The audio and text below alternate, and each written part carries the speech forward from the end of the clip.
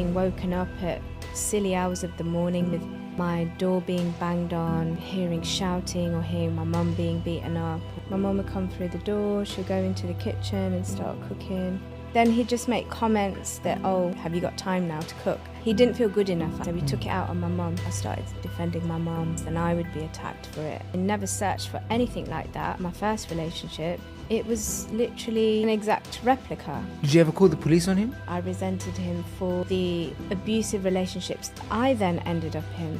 As I met a lot of patients, being able to empathise with them, without feeling that pain, I wouldn't be able to relate to people and give them a different type of medicine that goes beyond pills. You have to face what you're feeling and then take the action. Emotions are like divine messengers to signpost you in the right direction. All right, guys, and welcome back to another episode of the Getting Real with Oli podcast. Okay, so today I'm here with another special guest. So Nisha, welcome to the show.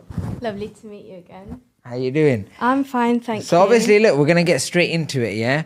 So look, maybe tell us like a little bit about like the tough experience that you went through in your life, okay? And then how you overcame it. I grew up in quite a violent home.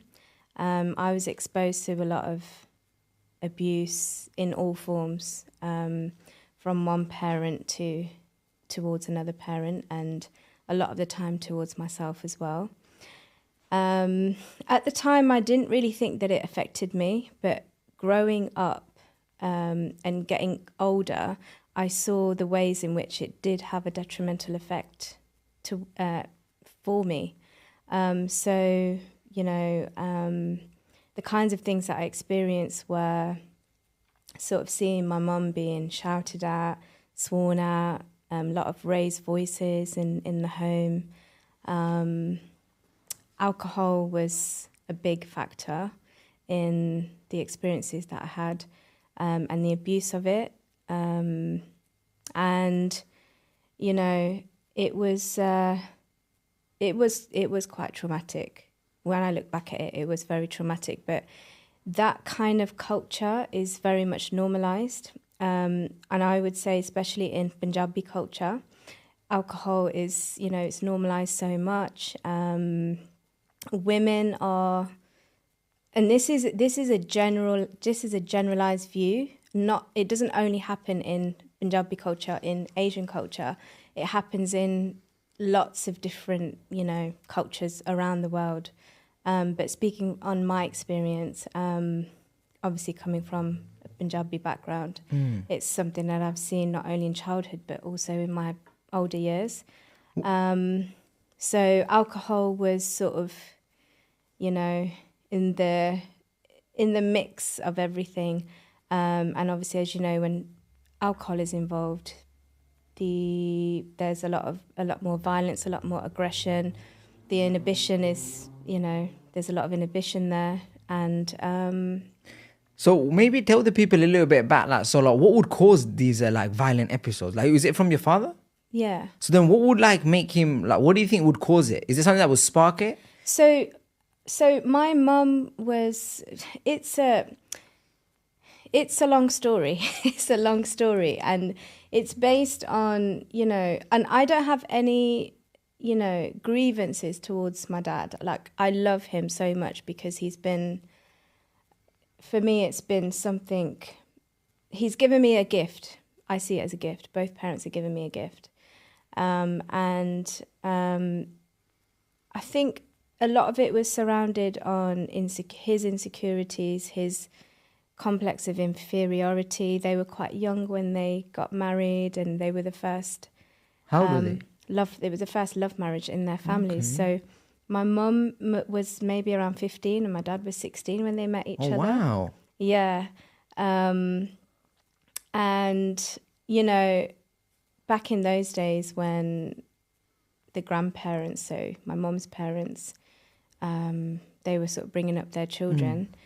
They'd obviously come from Punjab, from India, and they had quite a regimented view on, what's needed, and they really wanted my mum to be very educated and all of those things. So they didn't want to sort of mess up her life in a Well, sense. you know So- these arguments, though, were they caused by like politics? Is it like, you know, sometimes in like Asian culture, even in Bengali households, like for example, sometimes it's like arguments are sparked over like family in-laws and like, oh, my brother's not getting this or my sister's not getting that. Like, Yeah. what would be like the like? Give us a bit of context into as like what would like. So I understand like the alcohol, but like. Would it be that you're just like one day you're having a normal day, you're just sitting down, and then suddenly he just come home and that was it? Like he just starts getting violent. So like, does that make sense? It's so funny now that you're asking me, and I'm trying to remember particular things. There are things that I remember vividly, but a lot of it is a blur because when you go through that, when you go through traumatic events, your brain automatically, the way that it deals with it is that it tries to sort of shut it out, and you try to forget about it. But now that I think of it, I think I remember times where my mum would arrive late home from work, and then my dad would be at home. I remember one particular memory where my dad would be at home watching the TV and he'd have a beer or whatever throughout the day, and my mum would come through the door. She'll go into the kitchen and start cooking. He won't greet her or anything like that. And then he'd just make comments that, have you got time now to cook? Okay. And things like that. Because my mum takes her career really seriously, and she works really hard, and she's very successful in that sense. And so going back to when they met, and it was a love marriage and things, I think my mum's family were quite big on career and things like that. So my dad had a little bit of he didn't feel good enough, I think. So we took it out on my mum. And my mum left her family and everything to go through with the love marriage at age 18. She married him. So I think that in the background was a factor. Also, I think that the education and the knowledge when it comes to how a woman should be treated is not there, because that hasn't been passed down. It's probably he hadn't learnt what it is to be a husband or have a wife, and how to respect a woman. Certain things were normalised for him, and he was conditioned. So yeah, she'd come back from work and she'd be in the kitchen cooking, and then I remember a moment where she'd bring the plate of food, and he'd just become angry and then just get the plate of food and smash it at the wall. And obviously we were quite frightened. So it's me and my younger brother. And that's difficult for me to admit now. It's like, oh my gosh, actually, I was really frightened. Because I probably haven't allowed myself to be vulnerable enough to say that. And I'm learning to be more vulnerable. I kind of grew up with a real strong shield that was kind of nothing can affect me, and I'm good, and I'm okay, I'm a strong person. But it was very frightening. When So then what are you doing in these situations when he's acting like this? What do you do? Like, do you guys just stay still, nobody interrupts, nobody gets involved? Well, when I was younger, I couldn't do anything. And then as I got older, I started speaking back. I started defending my mum. Then that would cause a lot of problems. Then I would be attacked for it. So then the older I got and the more I see my mum being mistreated, I would stand up for her. Did you ever call the police on him? No. Why? Because again, so when it comes, you never want to be responsible for having your dad behind bars. So then, when you said like you didn't say you forgive him, but you said that you still love him. How do you kind of have that reconciliation, knowing that that's how he used to be towards you guys when he was younger, and then also towards like your mother as well? How do you reconcile that? It was very difficult. I grew up resenting my dad so much because I felt like I went through university on my own. I went through my difficulties on my own, and I resented him for the abusive relationships I then ended up in. And it was very difficult. It was so difficult. But then as I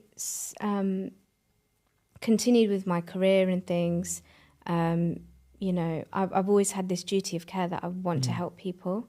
And as I met a lot of patients and heard their stories and, reflecting on how I relate to patients and being able to empathize with them, that's when I appreciated the experience.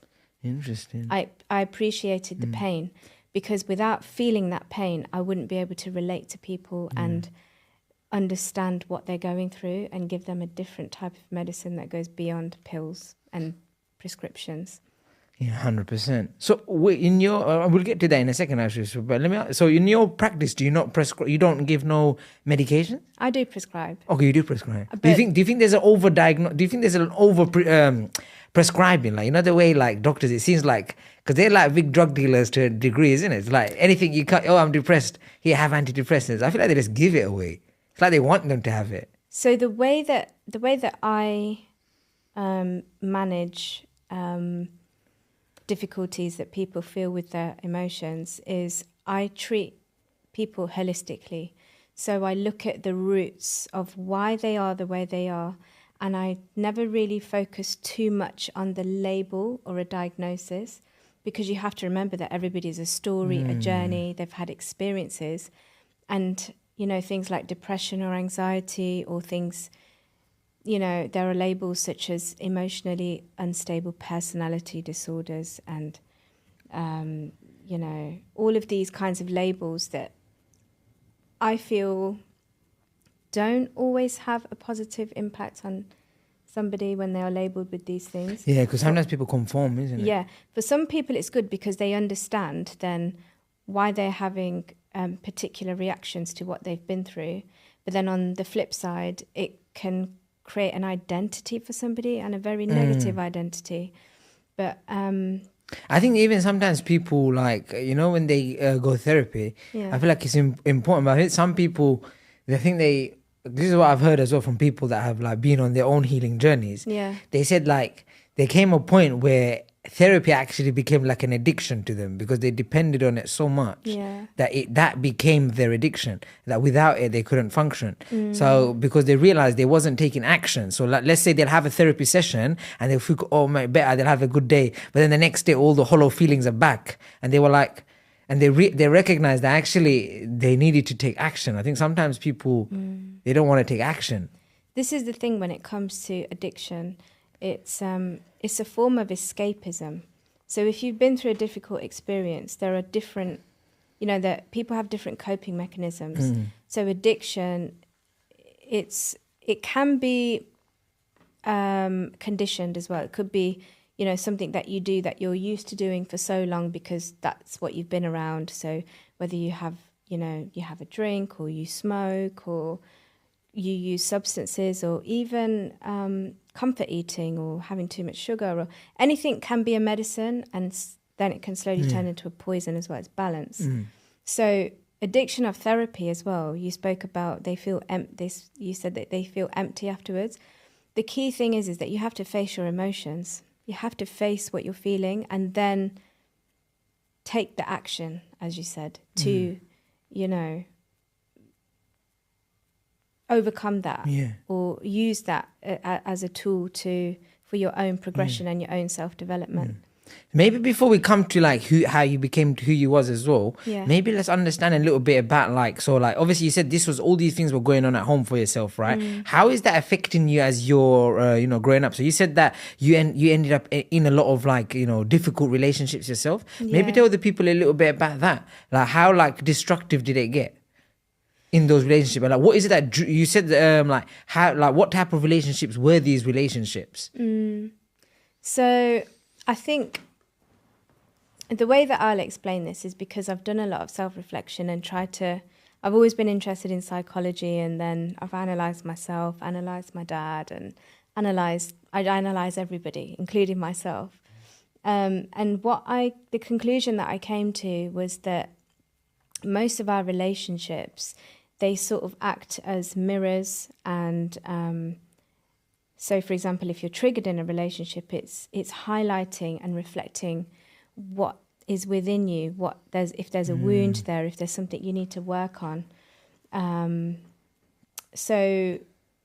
also, your inner child is craving to recreate the environment that you grew up in, and if you didn't receive healthy love from your primary caregivers, you are subconsciously searching for that in a partner.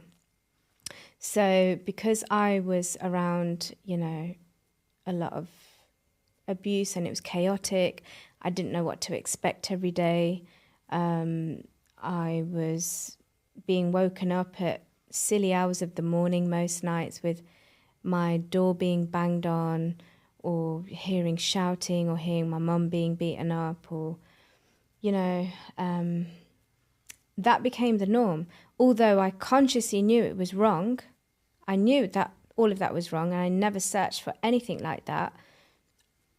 The first relationship after that, my first relationship, it was literally, a blueprint of that. It was an exact replica. But there was a lot of love there. It was very passionate.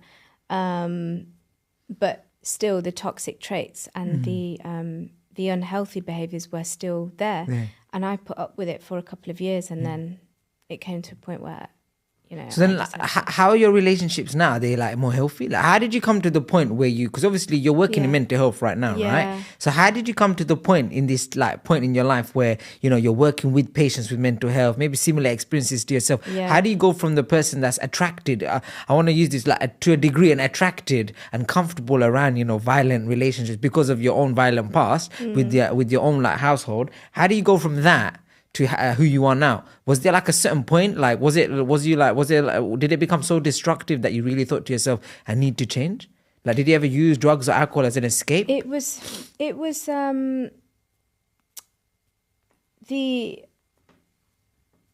think there's a few factors where when I finally said, okay, this is enough. The first relationship, I came out that when I was 18, and I'm coming up to age 33 now, so that was about 15 or so years ago.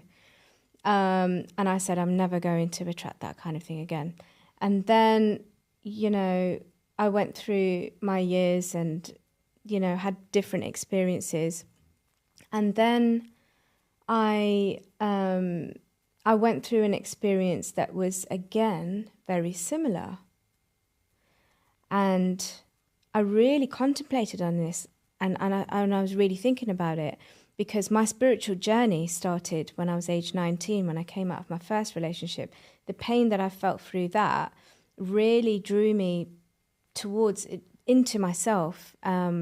So I started meditating more. I started to become a lot more in tune with my body. I became very sensitive.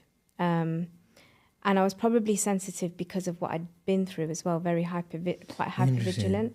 So from pain, you kind of... Yeah. So I learned the hard way when it came to following my intuition.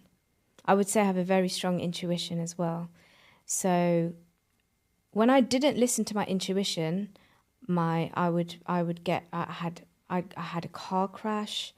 It was almost like the universe was telling me, if you continue down this path, you are literally going to be physically hurt, emotionally hurt, spiritually drained, emotionally in ruins. Yeah. So it was through learning the hard way that if I continued to, put myself around energy that wasn't nutritious for me, then I would be harmed in every single way. And I think also, because I take my work so seriously, it then led me to take my own mind, body and spirit seriously as well, because if I'm not in sound mind, body and spirit, I can't give my best to patients.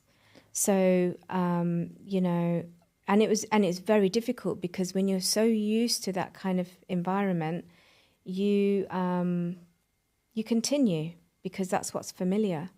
And also, women, we have this subconscious ticking clock, and that's been my force, sort of driving force, when it came to making healthy decisions, because I didn't want to pass any more trauma down to any more generations.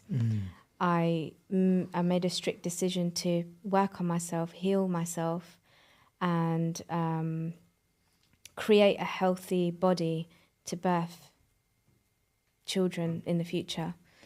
And there's no time to waste anymore. Based off all these experiences that you've had in your life, you know, you've Yeah. gone through a lot of trauma. Obviously, now you're working in the mental health sector. You're helping a lot of people on their own healing journey. Well, if you could give like the people out there that are going through maybe their own healing journey, maybe they're right now they're at rock bottom. They don't know what to do. What would be like your message to them? I would say that all emotions, whether they are happiness, sadness, anger, hatred, resentment, joy, bliss, all emotions change. Nothing lasts forever. That's the only constant, is change.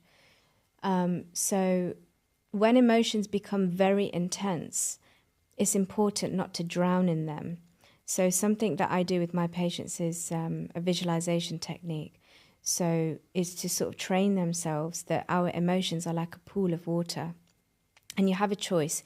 You can go into the water and allow especially negative emotions such as feeling hopeless or, feeling very, very low, is allowing that emotion to drag you down and drowning in the emotion, or you become an observer and you ask the emotion, what are you trying to tell me? What are you trying to teach me? Emotions are like divine messengers to signpost you in the right direction. So you can use your emotions and pain especially for purpose and for meaningful power.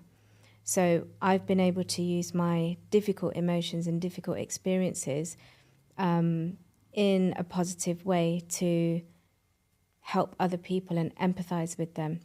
But if you are going through a difficult experience, just remember that the light is there. Just like in the sky, the sun is there, but sometimes it's just clouded by the clouds, but it's still there. So keep the faith and keep the hope. I actually like that. That's deep. Yeah. No, that's real. I actually really like that. 100%. And we leave it there. Thank you, Lisa, for coming You're on the welcome. show. All right, guys, if you did enjoy the video, just like, share, and subscribe to the video. If you want to find my social media handles, Instagram, TikTok, Getting Real with Oli. If you want to find Isha, all her social media handles will be in the details below. Thank you guys for watching, and we're out.